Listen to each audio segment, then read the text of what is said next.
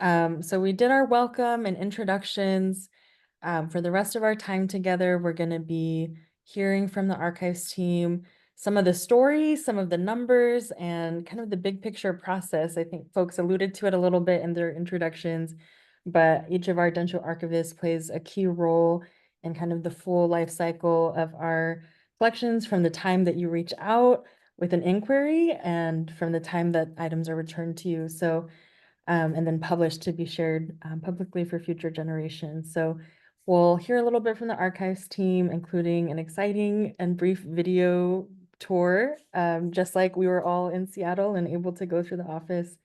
And then really the rest of the time is yours. We'll have Q&A. We have some questions prepared, but we really want to hear from you all, what comes up, what interests you about the archives team, or if there's a burning question you've been curious about. And then we'll close with just a reminder that we're so grateful for your support as monthly giving members and donors as part of the History Keeper Society.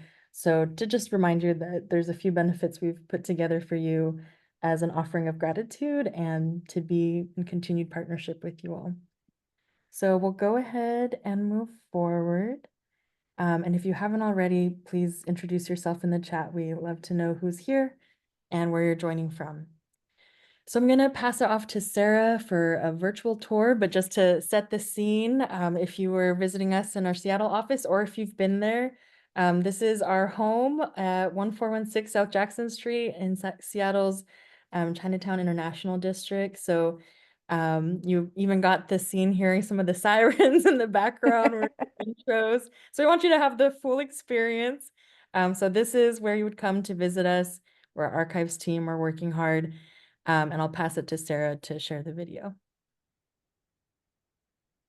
Right. Yes, all right. Yes, we filmed this last week in the office, so this is brand new for all of you to show you all of the new things that we have going on. Hi, I'm Sarah Beckman, the digital archivist here at Densho. I'm going to be giving you a little tour of our collections processing room. Come along with me. So first, over here, we have Dina. She's one of our processing archivists here, and she's working on scanning a photographic collection that one of our donors have loaned to us. Here you see, she's getting the scan ready to go.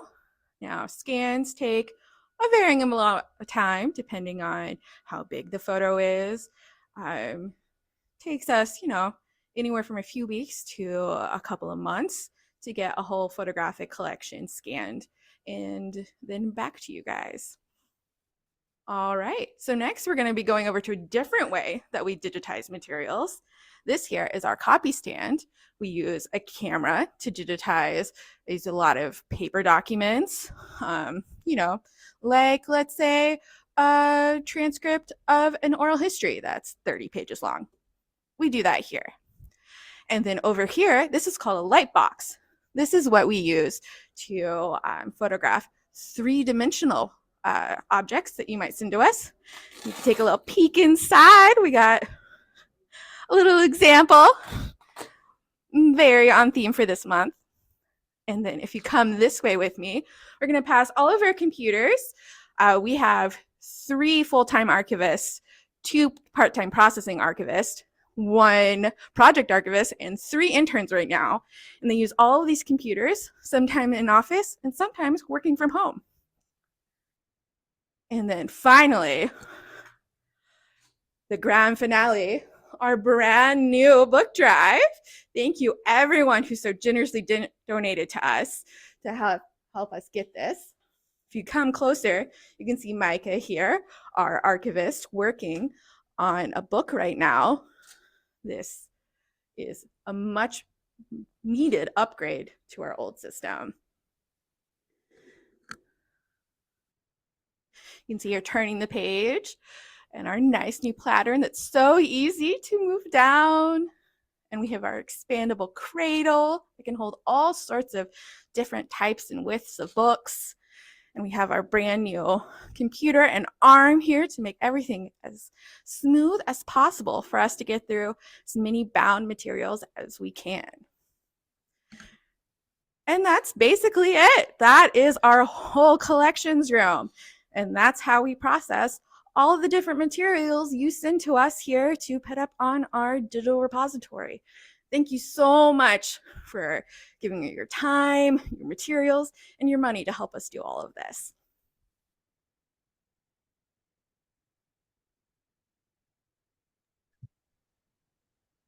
That was amazing. Really felt like I was there. And so great to see the book drive in action. If folks hadn't been following that story, our archives team had reached out, we need to get a new book drive soon. Let's see what we can put together. But then we put out the call for support and people understood right away, this is essential for Densho to continue our preservation work. And people rallied and we were able to get the new book drive. So amazing to see it up and running. And thank you for the tour. So that's a little bit about the who, the team. Some maybe you've come across in your interactions with Densho. Some maybe you're just getting to know or got a glimpse of in that amazing video tour. So now we're going to talk a little bit about the process. So what do our archivists do? What is the kind of overall life cycle of a collection? So I'm going to pass it over to our team to share a little bit more. Yeah, so as we alluded to in that video, it really has variabled how long it takes for us to work on any one collection. And so we've created this little like timetable for everybody to see here. So you can tell that it takes a variety of time. So in the nomination, we try to respond to everybody's nomination request within about a week. If you have sent in a nomination and you feel like you never got a response, you can send them in again and just make sure you check your spam folder because sometimes our emails end up in people's spam. And then delivery time varies depending on how long it takes for somebody to get around to bringing the materials either physically into our office here in Seattle if they're locals or shipping them from wherever they're located in the country. So it can take, I've had people turn around and get me something within like 1 or 2 days to 3 years down the road. Somebody gets back in touch and says, oh, I finally am ready to get that material to your office. But it usually averages about 1 to 2 weeks. And then once the materials have arrived in our office, they get put into basically a queue in our storage room for one of our archivists to be able to start processing them. So that queue is usually about 3 to 6 months. We try to keep it down as low as possible for everybody so that all of the materials are treated in sequence based on when they have arrived in our office so that nothing's here for very long. But it can vary depending on how many materials sort of show up at one time. The scanning process itself takes approximately 2.5 minutes per file. So every time we put a picture down on the scanner, it takes about 2 minutes for it it takes usually about a minute for it to scan, but we also have about a minute worth of like capturing specific information. So we have to like scan, we have to measure each photo, we have to write down a little bit of the metadata about it so that when a processor comes back through, they know exactly what line item they're looking at. So for a collection that has like 10 photos in it, it usually takes like an hour or two for us to scan everything. But when somebody donates like 10 photo albums, that will take us usually a couple of weeks to a few months to scan everything. Once we've completed that scanning work, I usually contact the donors and try to get the materials back to them within a couple of days. It really depends on if they're available to receive them back. Because, sometimes you're going on a trip or you're moving house. And so we always want to make sure that we're sending it to at a time that's convenient for you to receive them or for you to come by the office and pick them up in person. So sometimes they'll sit in our office for an extra 2 to 3 months. Sometimes I'll be able to turn it around the next day and put it in the mail for somebody. Um, I think Sarah was going to talk about the rest of this. Yes, I'll take over from here. Uh,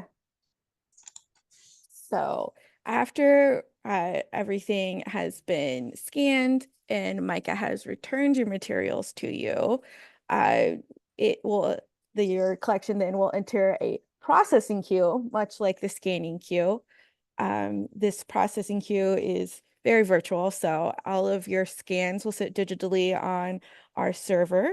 And then as an archivist becomes available for processing work, we'll assign a collection to them, and then they will begin processing. So processing is very involved. It's what we call everything we do to get the materials ready to be put on the Densho digital repository.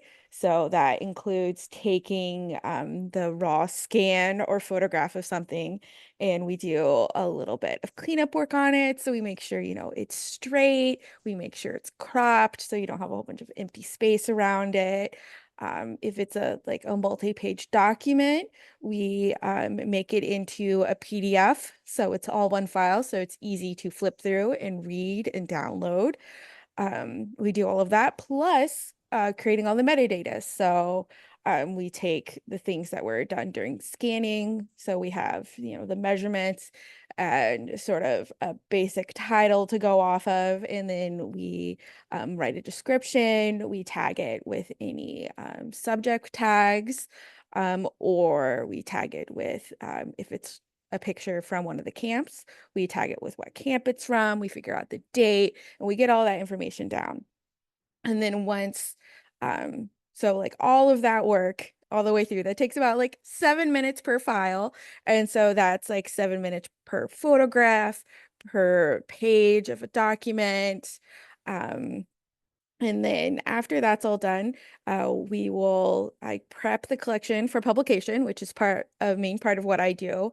This also includes getting the donor back digital files. So we will burn you a couple of CDs probably worth of the digital files that we have all cleaned up, plus a list of what all of the files will be called once we publish them on the DDR, so you can like match them up once we have it all set up, and you'll receive that from Micah along with a release form that gives us permission to publish it onto the website. And then we get that all up. Um, it takes me, after we get through all of the we receive your permission through the slip, then it takes me probably a couple of hours, depending on the size of the collection, to get it up on the website. And then I quality check it to make sure everything looks good. And then I let the whole of Densho know. And Micah usually will send you a nice little email telling you it's up and ready to view for all of you. And yeah, that is the end of the sort of life cycle of processing a collection at Densho. Thank you, Sarah. Yeah, usually when folks reach out to me in my role with development with questions like this, I'm like, well, the short answer is it depends. And then this is the longer answer of like, here's generally what it takes. And of course, it's different for every collection. So I have learned it depends working with our archivists because I always want to provide an accurate answer. And so I'm glad we have the spaciousness to kind of dig in a little deeper into what that really looks like. So next we're gonna talk a little bit about the numbers. So we're kind of looking back at 2023, but also wanting to report where we're at 2024. Needless to say, our archivists are busy, but I'll pass it to Caitlin to share a little bit about some of our impact and progress. Yeah, so just kind of a background on this. When I started back in 2012 or whatever it was, we had the old digital archives. I don't know if any of you had gone in and used it, but it was heavily focused on the oral histories, and there was quite a few photo and document collections, but they were kind of small. And since I've come on, we've really increased the number of collections of like historical materials and photos and all of that. And I would say, and I feel like Sarah and Mike would probably agree, in the last 3 to 4 years, things have increased quite a bit in terms of our engagement with family donors and people just coming to us and asking us if we want to help share their collections. And a lot of this is unsolicited. We don't go out there and ask for things. So this is people coming to us with their collections after hearing about what we do. And we're really, I mean, we're always just so excited to hear from people and to help preserve these collections because we know they're out there, but we don't always know where they are.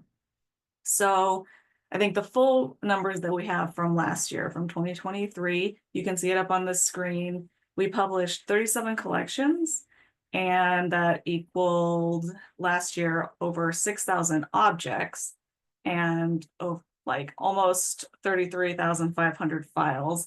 So just to kind of like make that a little more easily understandable. So an object would be like one photograph or one diary or one letter with its envelope. But a photograph might just have one file attached to it, or two if we scanned the back if there was writing on it. So one object could have two files. Or if we did a diary, we've done, like year diaries that have obviously over 365 pages, and each page plus the cover and the back are a file. So you could have almost 500 files for one object in that case. So that's why there's this discrepancy between objects and files. But because files are really what take us the most amount of time to scan and process, that's why we include those in there, because it really gives a better idea of how much work the team did. And then within those 37 collections, you could have a collection with one photo, and you could have a collection with like 1,000 letters. So it really varies depending on what comes in per year. And then so far this year, we are apparently doing more. So we've already got 34 collections published, which I'm assuming will get up at least another half dozen-ish before the end of the year, maybe, depending. We'll see. But we're at almost 10,000 objects and almost 43,000 files. And I know that we have quite a number of people continuing to work on those. So those numbers are definitely going to get higher before the end of the year. So that's just the last 2 years. And that's just kind of been the general trend we've seen as every year we get a little more going. And I will also say we've had more opportunities. I've had interns every year since I worked here, usually between 2 and 3 a year. But during the pandemic, we kind of had to scale that back. We had no interns, but as we've been able to add more interns over the last few years, we're able to process a lot more, which is also kind of why you might see an increase in the numbers. We always have a backlog. I don't know what it is right now. Micah does, but the more people we can get in working, the more collections we can get out. And then do you have a slide for the totals? Okay. So the numbers I just talked about were strictly our historical materials collections from family donors. But within the Densho digital repository as a whole, we count it as all of the oral histories that Densho has done over the years, which were over 1,000 at this point. And then we also have 10 to 15 partners, I believe, at this point. I'm not sure if Sarah or Micah knows the exact number. And these partner organizations do work on their own, and then they add their collections to the Densho digital repository, either as the sole place to find those or as like an additional way to access the materials. And so when we talk about these numbers, these include everything. So oral histories that Densho's done, partner oral histories, partner historical materials collections, and everything that Densho has processed with the historical materials. So we've recently come up with this number. We've published almost 140,000 objects total. And then if you kind of think back to the last slide and you saw how many more files that is per object, like you can exponentially like move that number out however many you want. And then 557 collections. And those collections, again, they can be very small. Some of them only have a handful of objects, and some of them have thousands of objects. For example, the Densho Oral History collection is just one collection, but within it, it's all of Densho's oral histories that we've recorded since '96. So that kind of gives you an idea of what we're working with here. And, I'm very proud of everybody on the team to be able to get all of this done, and including our tech team, which we haven't really talked about them yet, but the tech team is a huge reason that we've been able to increase our workflows and our processing over the years. So, yeah. I checked the number, Caitlin. We have 14 partners. Oh, that's pretty close. 15 including Densho itself, but 14. Yeah, and we're always adding partners as new organizations come to us, and a partner, sometimes they're universities. We partner with other JACL chapters, it varies. Thank you all. Okay, so we've heard a little bit about the process, the people behind the scenes, and kind of the scope and magnitude of the history that our Densho Archives team, tech team, oral history team have all worked together to preserve and make publicly available. So I'm hoping that has sparked some questions. So we're gonna shift to Q&A with our archives team. Clearly, they're usually busy doing all the things we're talking about, so it's a great opportunity to have a chance to share anything either about today's presentation or something in general that you're curious about the work of our archivist team, kind of Densho at large. So we have a few questions prepared, and I'll kind of start going through those. But in the meantime, invite folks to share in the chat or in the Q&A, anything that comes to mind. And I saw a few folks joined. So welcome. If you didn't introduce yourself in the chat yet, we'd love to know who's here and where you're joining from. I do see a question in the chat, so I'm going to go ahead and start there, and then we can move through some of the other prepared questions too. So from Laura, what kinds of objects and files do we collect? Is it anything and everything related to the JA experience? Anyone who can speak to that would be great to hear. Thank you for the question, Laura. Yeah. So it is almost everything related to the JA experience, but not everything. So we're interested in materials ranging from the immigration period and even before immigration, about individual families and their experiences, all the way through resettlement and redress. The more we get to modern and contemporary history, the more selective we are.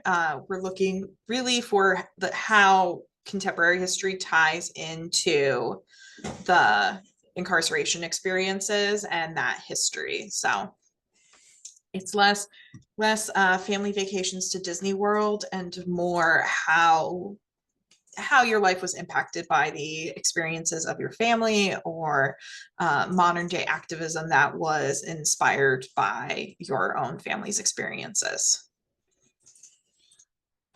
And we will scan most things. I think the most interesting non-traditional thing we've scanned was a wedding cake top, which had been preserved from the camp days. So as Sarah showed you with the light box, we now have a better way of like photographing 3D images or 3D objects, although that is not our preference to scan 3D materials. Usually it's textual flat objects, but we have helped people also with audiovisual files that they have. If they've already digitized them, it's very easy for us to add them to the collection. So we do a variety of different types of objects. And with the BookDrive, we can do bound things, which is a really big deal, because if you do not have the BookDrive, it's very hard to scan a diary without, causing it damage. So Yeah, another caveat to what we take is we don't really digitize anything that is copyright protected. So as you can see, Caitlin is sitting in front of sort of our library that we have, but we do not digitize like published like books about the JA experience. So when we're talking about bound materials, we're talking about personal diaries, we're talking about photo albums that we can't like take apart. and scan page by page, and things like that are available and made for the public, like old directories, city directories from like mid-century, or you know, your high school yearbooks, stuff like that.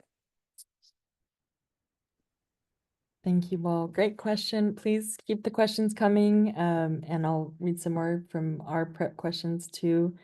But just on this last one, I'm trying to remember, I think Sarah, we had been talking about some of the kind of conceptions around what people think Densho might be interested in or what we might take, and that I think you were sharing about was it tags, letters, but that sometimes the like day-to-day things like the letters that people wrote home are actually what provide some of the most informative details. Could you speak to that? Or do you, I don't know if you remember the Yeah. conversation I'm talking about, but I really appreciated that perspective too.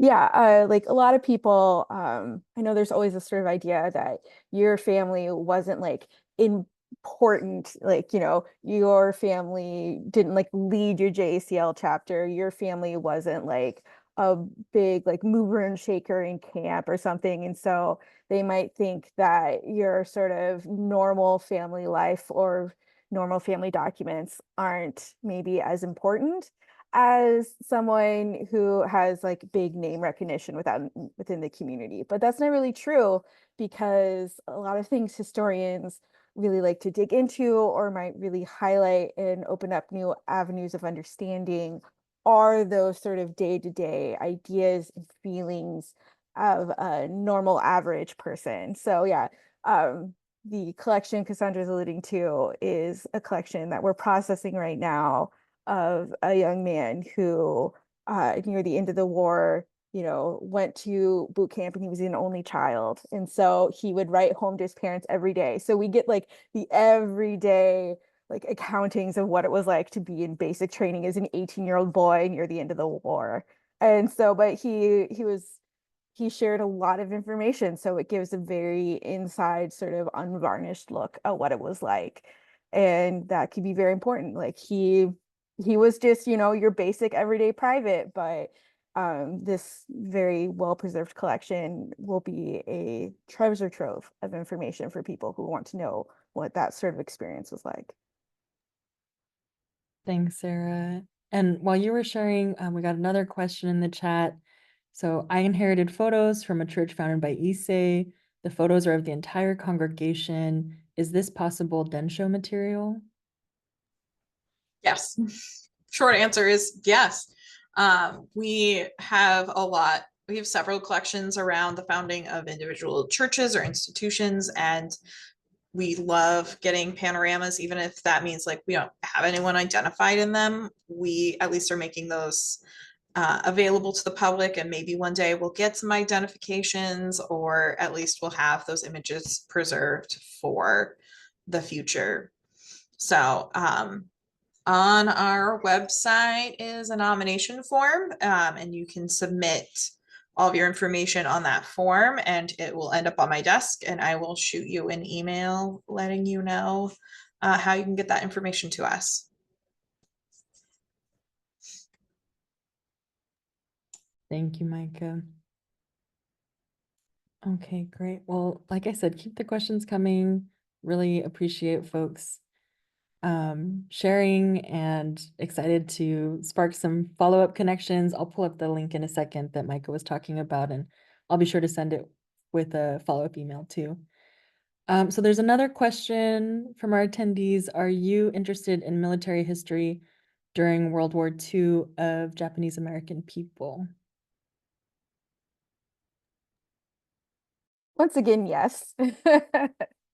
um of course, I like I was saying, like we're processing a collection right now of someone who's going through boot camp and his service in Europe during the war. We have lots of collections that cover all different sort of aspects of sort of military life. Now, we don't have a lot of sort of like on when you think about military history, a lot of times that's like the very broad aspects of like troop movements and like very like general down sort of material. A lot of what we have since we get donations from families, is the like down like the very personal view. So we have lots of like personal photos from members of the like JA men who are over in Europe, and they took photos while they were there. We have their personal photos of what their experience was like. We have personal letters,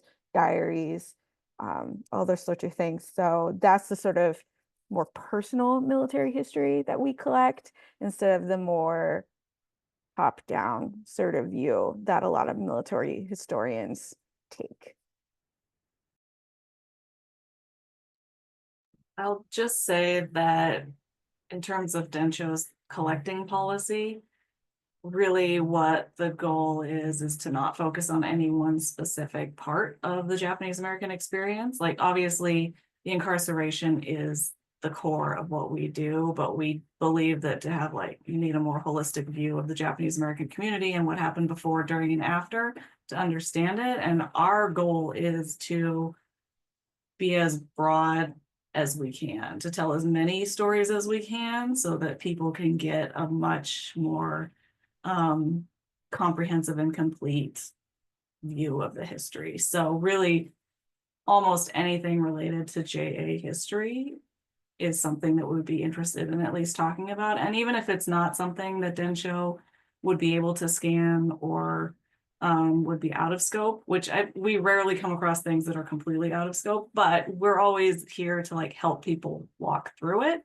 Like we're not going to be upset if you ask us if we want to scan something and it's kind of outside of our scope, and we're happy to help you connect with other organizations that might be more appropriate to contact. Thank you all. I think kind of related to some of what you pointed to in your answer, Caitlin. I was curious to hear from you all what's particularly unique about Densho's approach. Working at Densho, I've learned the term post-custodial archive, so maybe sharing to that, it's been a big vocabulary lesson for me. So grateful. Our archivists are also great teachers and educators. So yeah, anything to add to what you were just saying, kind of about Densho's approach and what makes that unique, and especially as a digital archive as well. Yeah, I've been talking about this a lot recently. So Densho is what we call a post-custodial archives.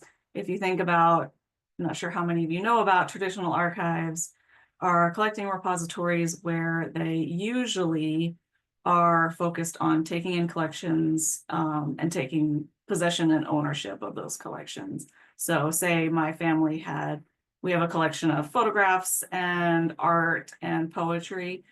And normally an archives would say, we would like you to sign a deed of gift to give these materials to us. And then you've now transferred ownership of the collection to that organization. Densho, from the very beginning, did not want to do that. First of all, it's very expensive, but there's a limited amount of space that you can accept materials. So you have to be a lot more discerning in what you take on.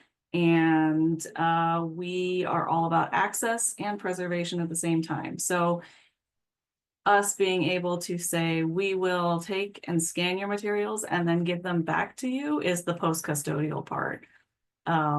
We don't maintain ownership of the physical materials. It's, we're happy to help you if you want to find an organization to take physical custody of those, if you just run out of people in your family who want the photo albums.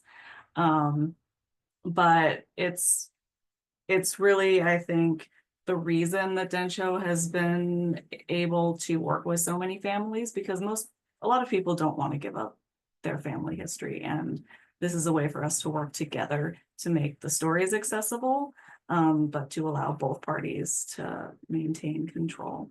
So that's kind of, Micah or Sarah, do you want to add anything to that definition of post-custodial? No, that pretty much covers it. I always sort of tongue-in-cheekly say it's sort of like when you're fishing and you do catch and release. You don't keep the fish, you give it back. So that's what we do. We do catch and release. That is a new way of I'm thinking gonna about use it. that. Thank I was like, you. okay. Well, and I'll just add too that so I get to interface with our supporters and donors. That's one of the number one stories I hear from folks who worked with our collections team is that, like, we were deciding what do we want to do. We want to make sure it's a trusted partner, and um, that knowing that Densho prioritizes making things publicly available. That was often a deciding factor, and then the other piece is that they know that things would be safely returned if they wanted them. So appreciate some of the vocabulary lesson and insight into what is unique about Densho. And I know working at Densho, now I kind of have this expectation of all archives to be this way. I was like, oh no, not everyone is thinking as proactively or progressively about public access. So thank you for kind of embodying that. We got another question in the Q&A, so I'm going to read that, and it's kind of related to some of what we've been talking about. So if I already have digitized letters, would it be helpful to send those, or do you want to digitize them yourselves? What are the parameters? So how do we work with folks who have things that are already digitized, but maybe not part of our collections yet? Yeah, again, as most answers about how does this process work, it depends. For materials that have already been digitized, we usually like to take a look at like a sample of them to see if they meet sort of our archival standards. Typically what we're looking for are either JPEGs or ideally TIFF versions of files that have been scanned at a high resolution. So for letters and such, like 300 to 600 DPI is what we're looking for. If the digital copies are the only copies the family is willing to make available to us, and we think it's a super important piece of history to preserve and share, we'll take the digital copies, even if they don't quite reach our archival standards. But if the family is willing to share the originals with us, we are more than happy to make the archival quality versions that we both want for preservation, and then give those to you as well, so that you can have them in your family collection moving forward. Anyone else want to add anything to that? Yeah, I mean, really the only parameter that keeps us from taking those is there's a certain size at which they show up blurry in our digital repository software. So there are logistical like things that keep us from adding just any digital object to the file. They usually, if it's scanned at like 100 DPI, it's pretty small. But I feel like these days, a lot of families that I've talked to have pretty good scanners. They're not that expensive anymore, and usually people are scanning at 300 at least already anyway. So we're running less and less into those really tiny scanned files. So, but again, that's something that you can just, send in a collections nomination, and really you're talking to Micah, so you can just let Micah know what you're looking at. So Thank you all. Yeah, if you take anything away from this, it's reach out to Micah with those questions. It depends, and we will get you an answer from our archives team. And if Densho is not the right place, given whatever your family's priorities are, that we can probably direct you to a partner too. So really grateful for the questions and hope this has helped kind of direct folks if you had some interest or possible collections to nominate. We're happy to have a follow-up conversation and appreciate your interest. So I have one more question from the chat, and then I have one closing question of my own. So from the chat, what about this work sustains your passion and commitment to keep going? Maybe we could hear a little bit from each of our panelists on that one. Yeah, I could start if you want. I like sort of like the reason I love this work, and I'm all of us here have a passion for history. Um, and like I have had a passion for history for basically my whole life. And one of the things that really keeps me going is providing this access and to lowering barriers to entry. The reason why I chose to do this work is because when I was a history student, I really went into my undergrad thinking I wanted to be an academic and be a professor.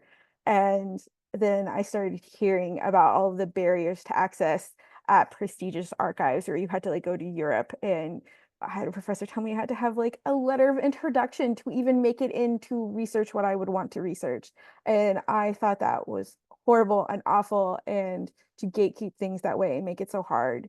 Like even going to the UW, it's hard to access what is at my own university's special collections and archive.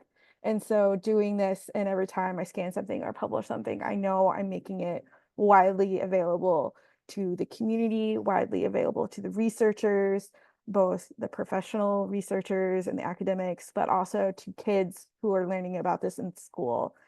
And that really makes me very proud. But also things that keep me going are just like the cool things we find in the archive every day. Like you find a particularly cool photo, and it just like warms your heart, and you get to like share it with people. That's always really great. So it's like both of those things, like just finding like the cool random stuff and learning new things every day, but also knowing that I am changing the way people do research and the way archives function as a whole, and trying to like move the needle more towards access than restriction.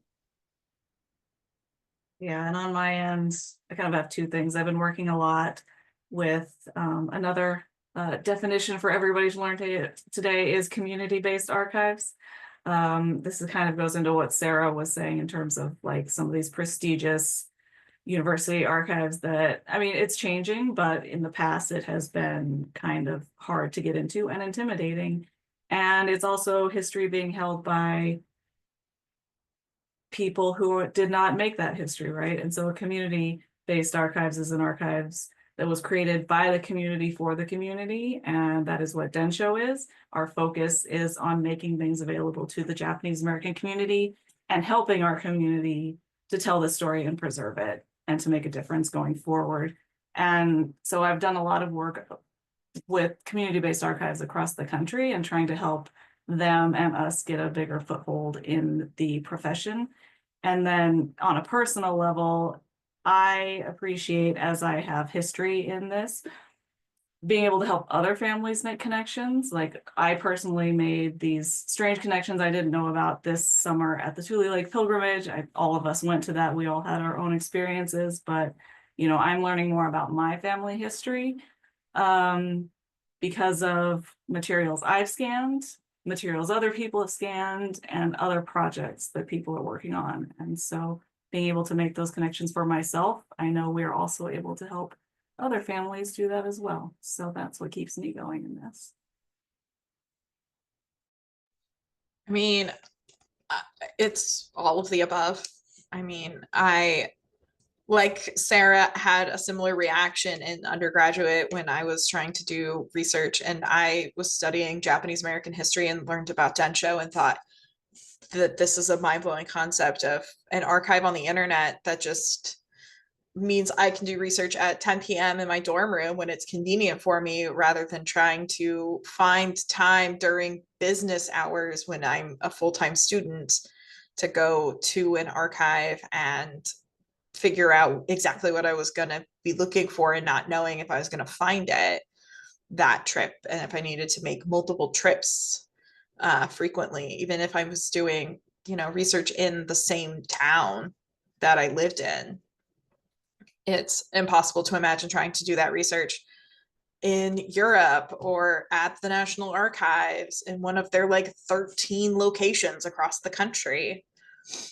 But also I was deeply radicalized and impassioned by Japanese American history. I did not learn about the incarceration as a high school student, even though I grew up here in the Pacific Northwest where the incarceration happened.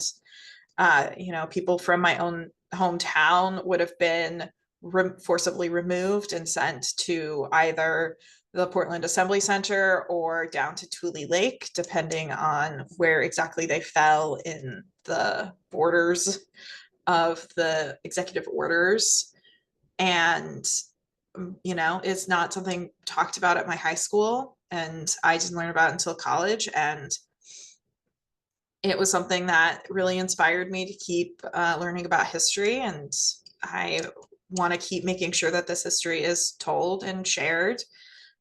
so that everybody knows about it and understands the ramifications of what a series of racist and scapegoating activities can do to a population.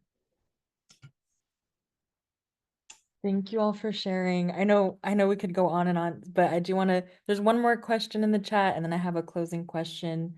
But also clearly everyone here has this shared commitment and passion for preserving history. So also want to invite folks in the chat to share anything about why you think archives are important, why history is important, how you're connected to Densho's mission, and or to share some love with our archives team here. It is officially Archives Month through the end of October. So we've had some social media posts and we've checked off a lot of the goals of Archives Month even in this session, because we're supposed to be learning kind of what's the impact, what's the value, what are some of the like kind of language and frameworks that archivists use. So thank you all for your passion, for your insightful answers, and want to invite folks in the chat to share too. So a couple more questions and then we'll be wrapping up soon, but thank you for sticking with us, and thank you to our archives team for all of the amazing work you do, and for the ways you work with the Japanese American community, with our Densho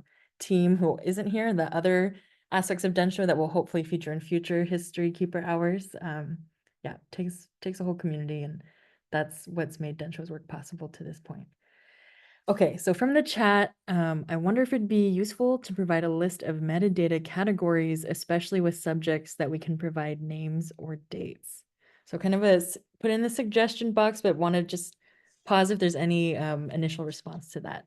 I mean, again, the answer is yes. Any contextual information you can provide about your materials makes it so that when we catalog it, we have more detailed information going into the repository. The biggest things are going to be for us are the contextual information like location, identities, and dates. And if you have any sort of like whys, like why was this photo taken, like, oh, because my family was involved in this hiking group and they went on this hike up Mount Rainier. Great information to know why they were up on Mount Rainier, but as much information as you're able to provide us, we're able to then incorporate into the metadata that we share on the website. And also, if the question was, can we provide our metadata schema? Yes, we are happy to do that. And actually, if anybody, like, if you are watching this, or if you know somebody who feels like if you go to the densho.org site, you can get to some information and some educational pieces that we've provided under collections and research, I believe. But if there are things that you are confused about, or you just have questions about, and you think it would be helpful for just the general public to be able to access through the website, we're happy to add those things. I think we're hoping to kind of increase the amount of information and education that we provide on the densho.org site separately from the Densho digital repositories. So if you have any ideas or thoughts about that, feel free to, you can always send us emails, where our contact information is on the densho.org site. And then there's also collections, plural, at densho.org, which again goes to Micah, but she can forward it to whoever is appropriate. But yeah, we love when you guys can send us contextual information. One thing that Micah didn't mention, nicknames. If your family sent letters and you guys refer to each other or address each other by your nicknames, please let us know. Please let us know who's sis, which one is Yuri, which one's who's Dan. I don't know. But yeah, that's one of our big stumbling blocks, besides pictures that don't have people identified in them. Trying to figure out whose nickname belongs to who. Oh, I can just imagine once you said that, I was like, oh yeah. And in case y'all didn't see, there's absolute love to the archivist's heart in the chat. So a lot of carrier way and appreciation. So then before we go, because it's Archives Month, it's Halloween season, one tradition that I've learned about is that our Densho team kind of likes to swap what we call archives horror stories. Just of like the things for me as a non-archivist that I wouldn't think about that could have implications for the archivist as they're handling materials or for the integrity and quality of the materials we're preserving. So we share this with care and a lot of like really meant to be informative, but also to be kind of silly and just laugh about some of the things that we see that are very cringeworthy to an archivist that might not raise a flag for me. But then once they tell their stories, I'm like, okay, I understand why this made it into the horror story list. So I'm sharing a slide with some examples, but we'll open it up for our archives team. Just maybe one like highlight, or if there's something from the pictures that speaks to you. Yeah, any favorite or most memorable archives horror stories before we close this Halloween slash archives Yeah. week session?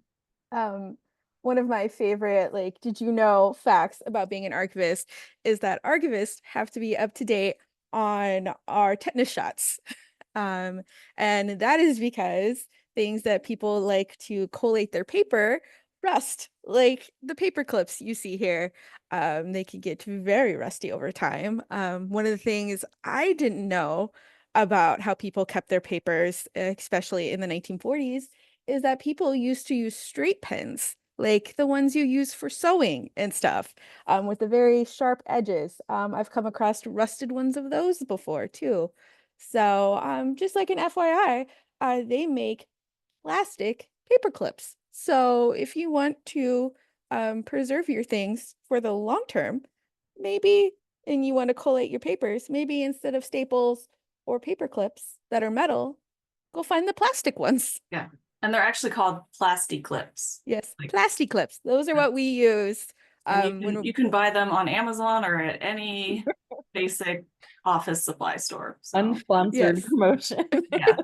I'm not promoting Amazon for your purchase, but you can buy them there for pretty cheap. It's Widely available. There's Mike is holding them up right now. Oh, They're right next to my desk, which is why I had to lean up and grab them.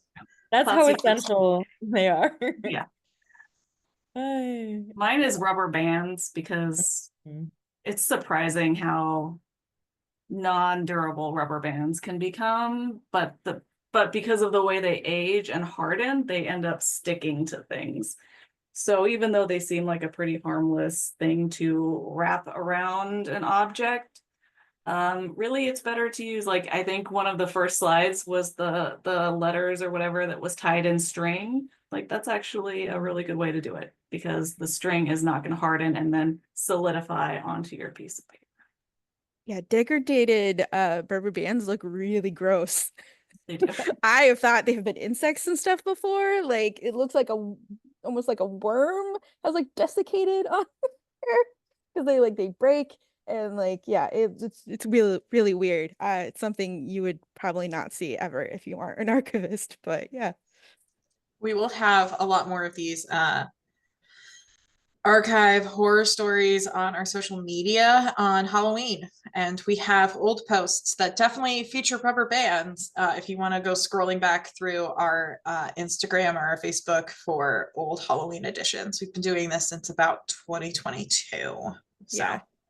Also, if you're wondering about the ones that what is that sign on the side, just a fun fact, if you find mold in any of like your books or your own historical collections at home, stick them in your freezer. That's what that picture is. It's our freezer in our kitchen at Densho. We found some mold in a material, and so we stuck it in the freezer to kill the mold. So that's how you do that.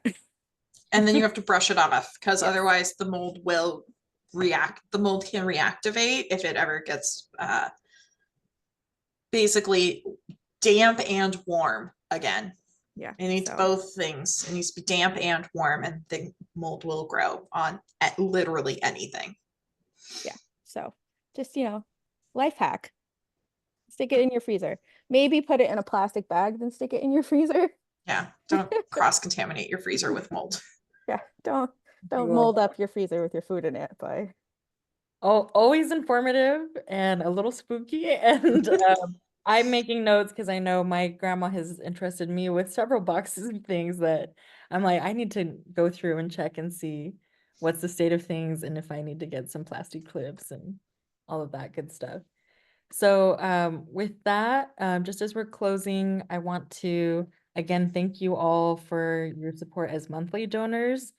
Um, of course, Densho has been doing this for a while now, but it's new for us to try to develop kind of a more robust monthly giving program where we have engaged members such as yourselves who get to connect with our staff a little bit more, but that we also want to offer these benefits as a way of thanking you, and that on our end, the monthly support is so helpful.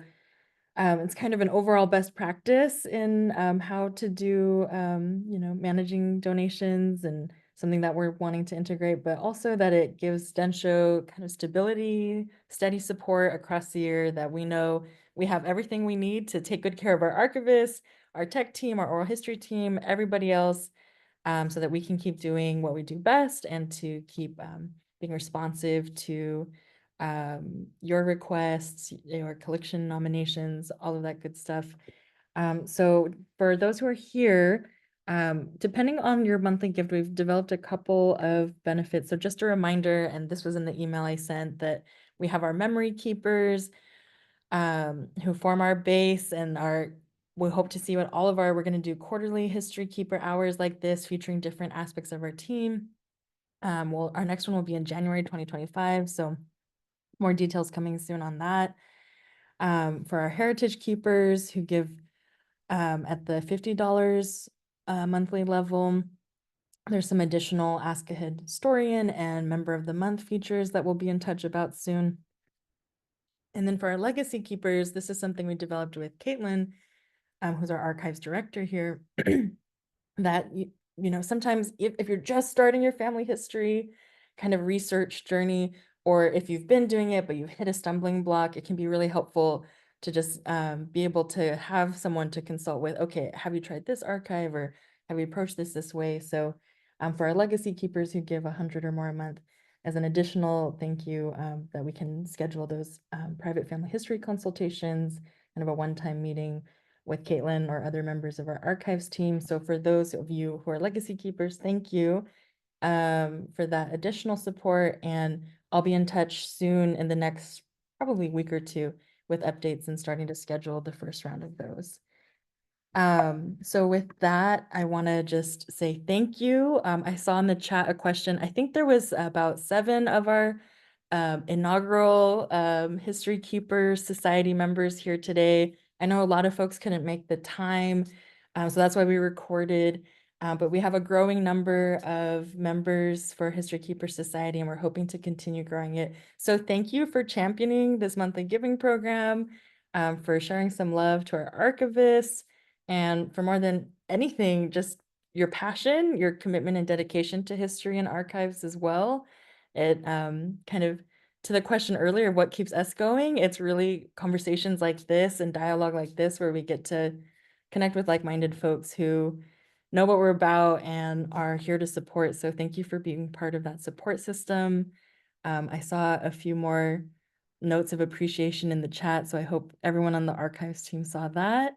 And then thank you to Nina, who's been our Zoom tech support behind the scenes too. So I think we are good to wrap up. Thank you all so much for your time. We hope to see you all and even more of our monthly giving members at our next History Keepers Hour in January. But until then, it sounds like we've got some collection nomination forms coming, some inquiries to Micah. So we'll be in touch. And of course, for anything related to History Keepers, your benefits, a question about today, feedback, maybe you have an idea. It would be great if we could hear from the tech team or something for a future History Keepers Hour. Give me an email too. And I'd love to set up a call with you as well. So thank you so much. Take care, everyone. Thank you for your time today.